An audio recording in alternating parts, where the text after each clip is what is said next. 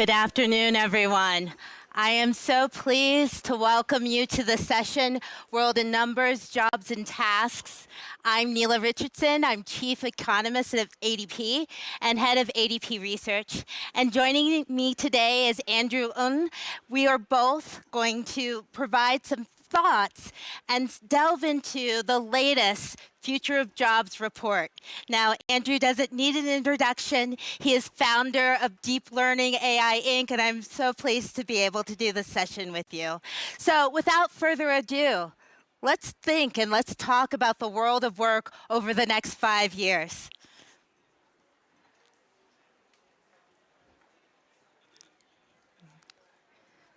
So this era, in this new wave, we're seeing technology drive the future of work. And not just technology, demographic change, meta trends, creating and destroying some jobs. But over time, we're seeing not just job creation, but a change in the skill set.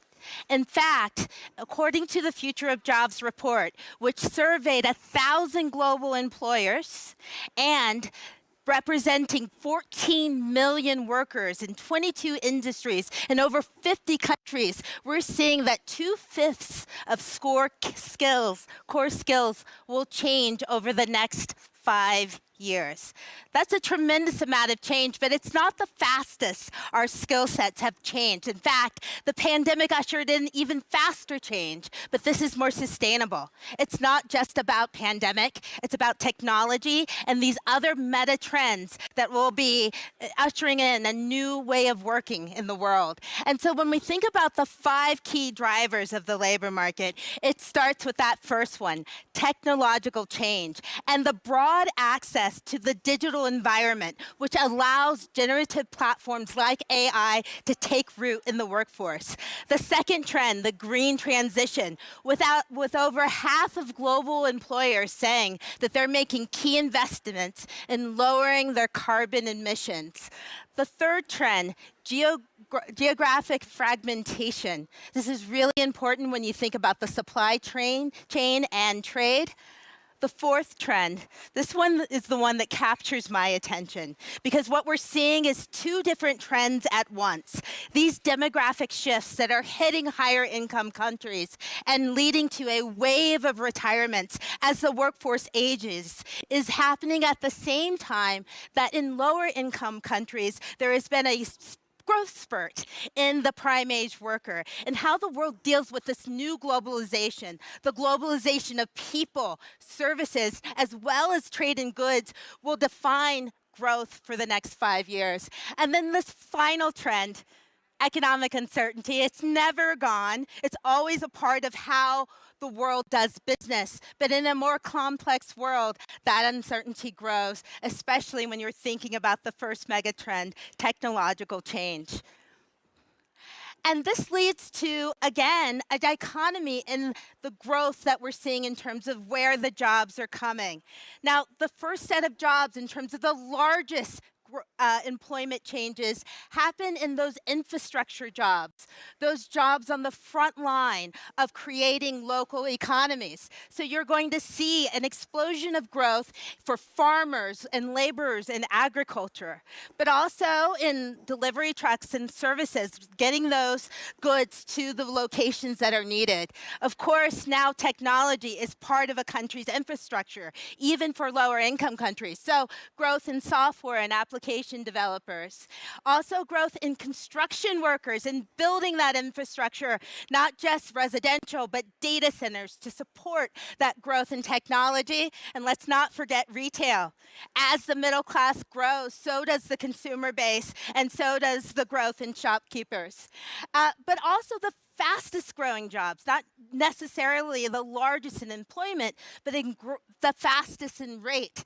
Big data specialists, all tied to the technology-related roles, financial tech engineers, AI and machine learning specialists, software application developers, and let's not forget about data security. Underneath all of this is the importance of data security in amplifying all the data and technology needs of the future.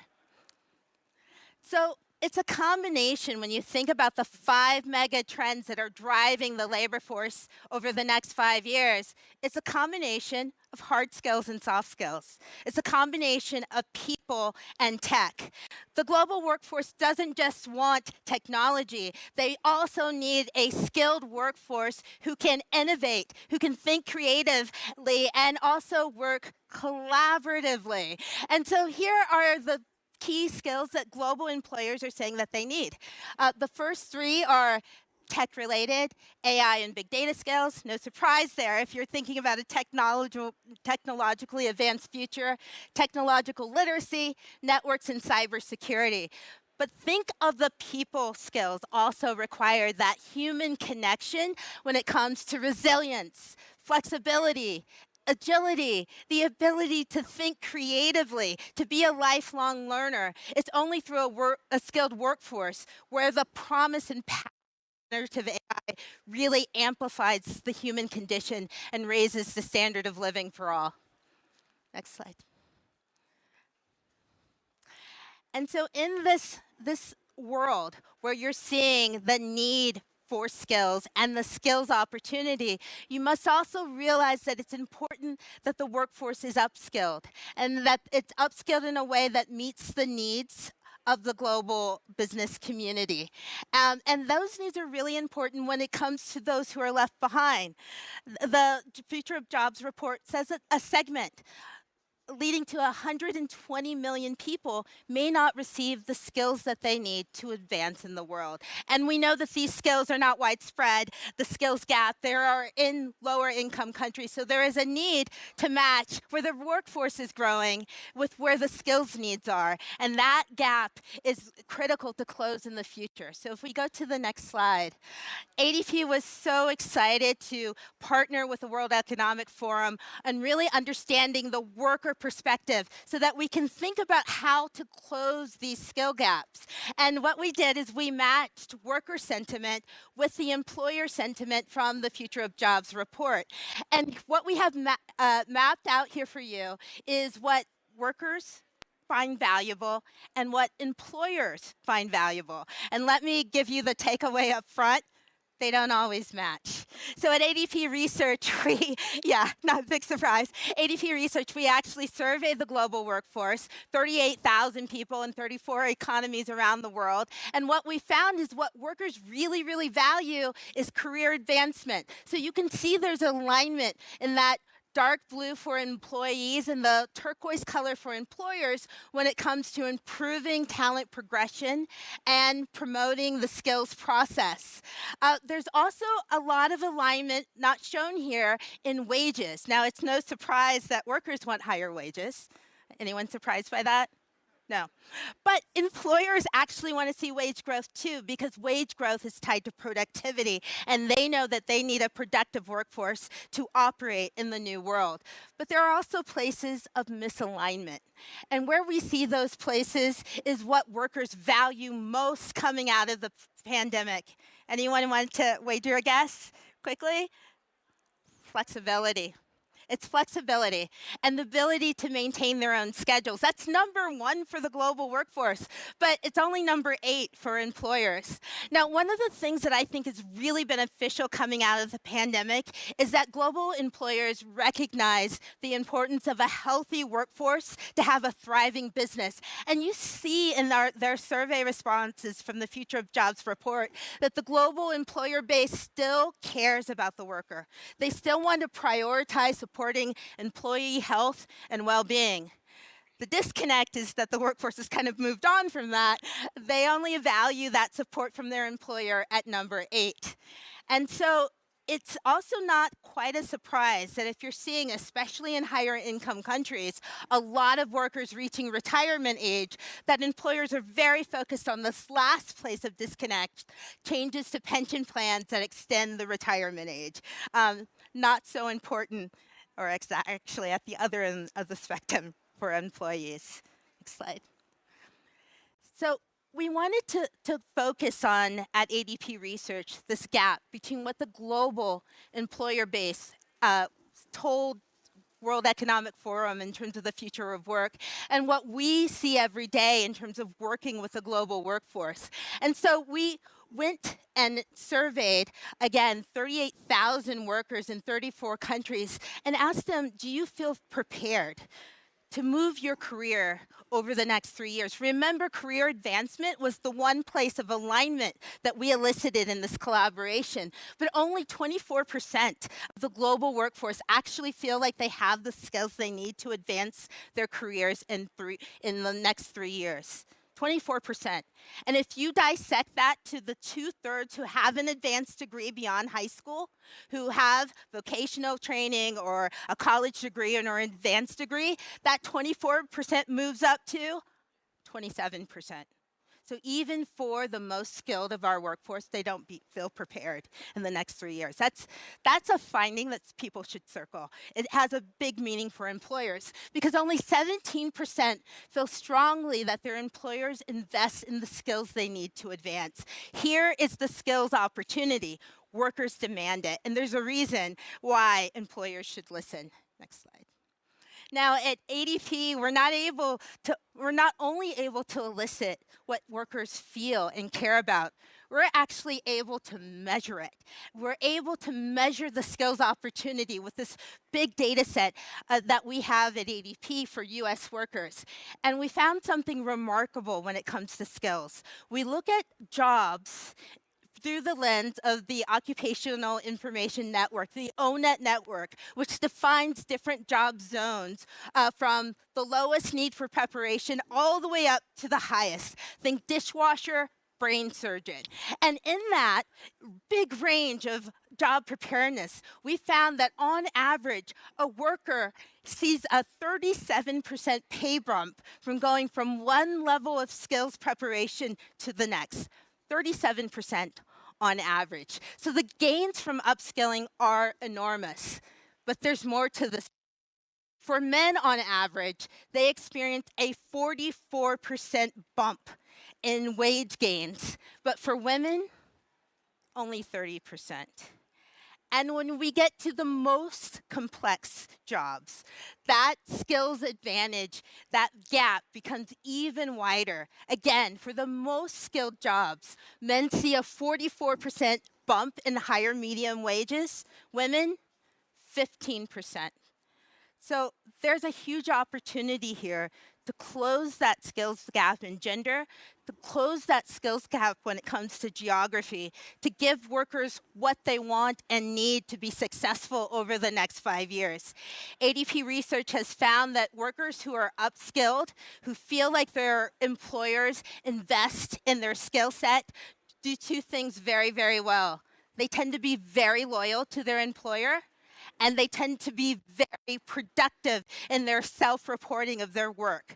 And so if you want a happy, engaged workforce, one that thrives, one that innovates, and one that captures the amazing opportunity that we have in store with a technological boom, investment in skills is a requirement and a necessity. And to say more about that investment, I'm pleased to bring up to the stage Andrew, my co-panelist. Thank you.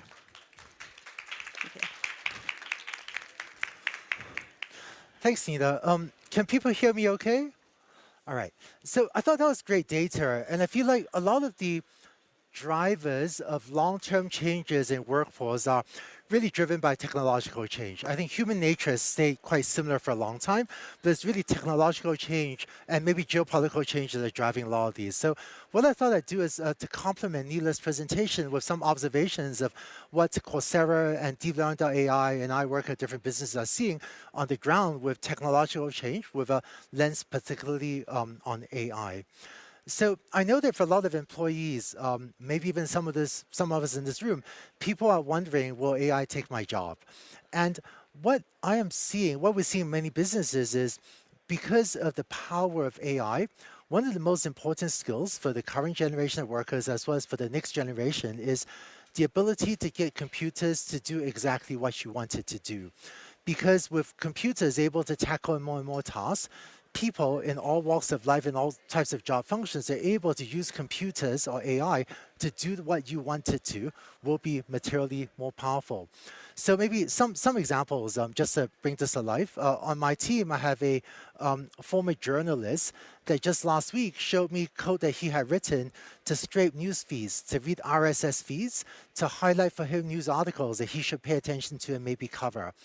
I have a finance person that puts together an app that monitors exchange rates in real time and sends her notifications so that she can better manage our global set of bank accounts with currency in different, various different currencies.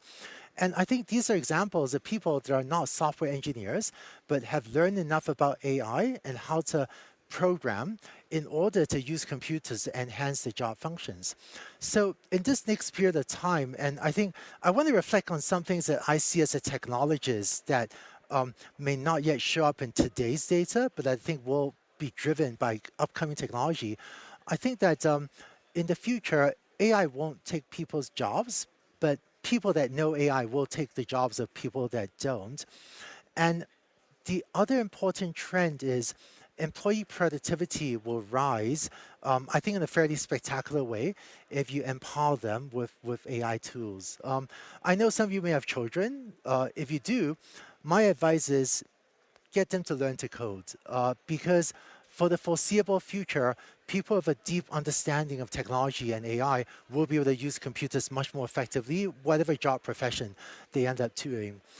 Beyond this technology trend, what we're also seeing at Coursera and at DeepLearning.ai is that this increased uncertainty, shift in job roles, shift in skills is also driving increased demand from both employers and employees for upskilling. One of the challenges of education is that the short-term impact is modest, the long-term impact is profound, and so it takes a certain company and individual culture to make that modest upfront investment to then deliver these sorts of life-changing and really game-changing results for the enterprises. And I think this inefficiency has caused society writ large to underinvest in everything from early childhood education to upskilling of adult workers. But we see a lot of individuals and businesses making these investments and then over some period of time enjoying very positive ROI, increased employee retention.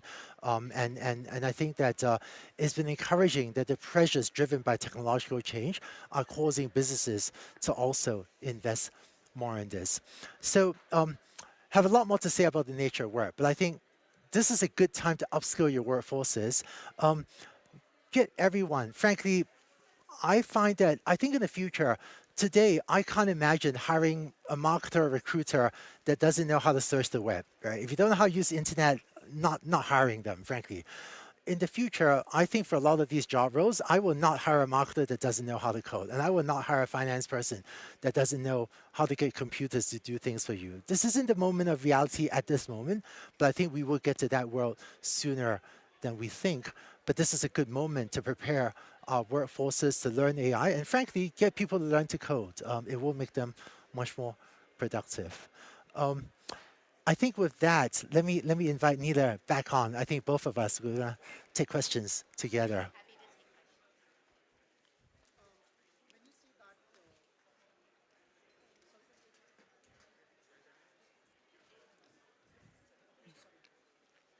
Oh, thank you. So you've said that productivity will rise with AI, right?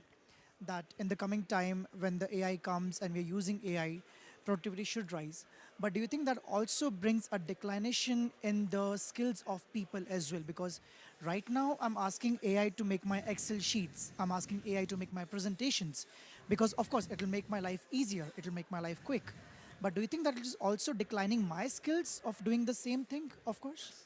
The short answer, and I would love to hear Andrew's take on this, it's doing both. It's degrading some of your skills, yes. Some of those skills are being retired, and I think that's what's leading to the uncertainty in the workforce. But you're also gaining new skills. Hopefully you're learning to code. Apparently that's important. But in some ways, writing good prompts may be a new skill. You're teaching your generative AI that is producing these spreadsheets and these presentations how to do that, and that's a skill. So yeah, it's a creative destruction is what we say in economics. Skills are being created, skills are being destroyed, but overall the innovation and the productivity, the promise is that it increases. Yeah. And I would say I think it's okay. You know, by the way, I have no sense of direction. If you hang out with me and you ask, you know, how do you go home? I have no idea, right? So I need my GPS. And I feel like to the extent that it degrades skills that we do need humans to know, that would be unfortunate. But to the extent that it degrades skills that we can just, you know, permanently farm off to a computer, I don't think that's necessarily a bad thing. In computer science, we build on abstractions, or we stand on the shoulders of giants so that we can rise to greater heights ourselves. And it's okay if someone else has built a foundation for us to build on, because that's how collectively we as a society build more and more complex things. It's what it means to be human. Just one more. I thought your question was a great opener because it reminds me of what skills won't go away. And that's the human skills, that connection, collaboration, creative thinking. In fact, if you have more time doing that and less time on your your spreadsheets, that might be a good use of skills. Hi.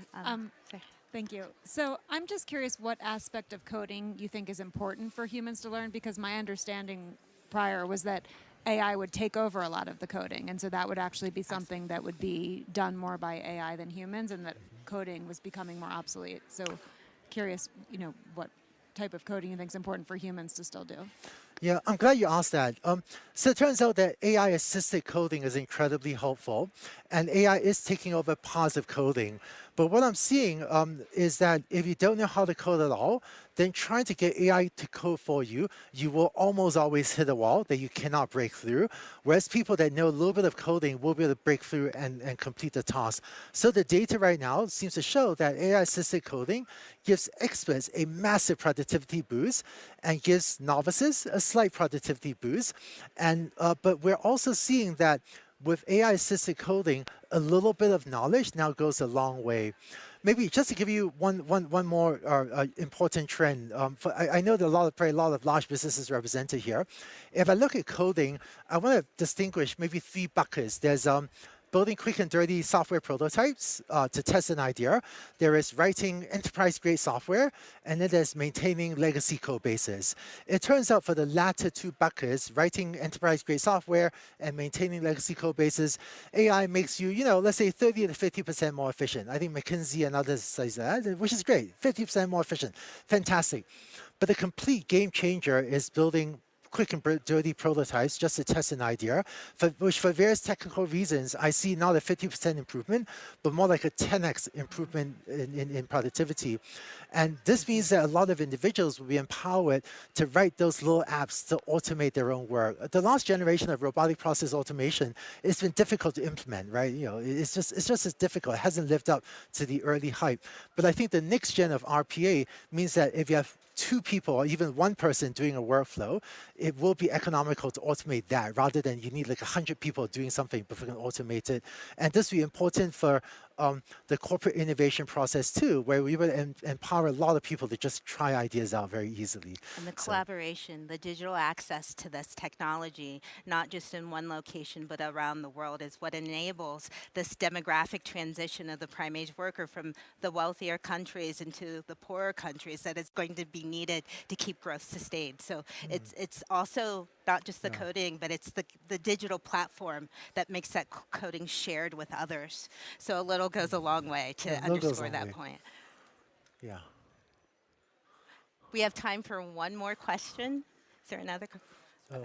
We'll give. Is there? Okay, then. Oh, here, Oh, do I? one here. Go for it. Sure. Sorry. Thank you for this presentation. Could you talk a little bit more about the findings and the delta between the flexibility that workers want and what employers are thinking? Sure. So it is, the right word is flexibility. I think a lot of times people confuse remote work and hybrid work with location. and that people want to stay at home and work in front of their televisions and, play with their dog and have snacks available. I mean, honestly, I do too. But what workers tell us is what they want is flexibility of their schedules, of their calendar, the autonomy that comes with work, not necessarily location. My mom's a teacher. It's a job you can't do remotely. 60% of jobs you can't do remotely. And we know that on-site work helps with collaboration.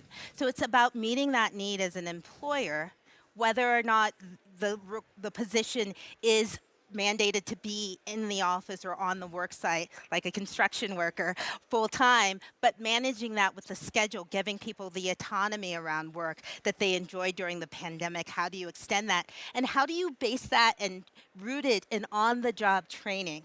Because that training is going to be important. It has to be delivered in a way that the global workforce can experience it. Whether it's spotty internet or spotty attention, some of that training needs to be on site. And we know that that training is vital to engagement, to loyalty, to productivity. So it's one of a pillar of how do you prepare a workforce. It's not the only thing, but it's one of the conditions that now employers have to be sensitive to.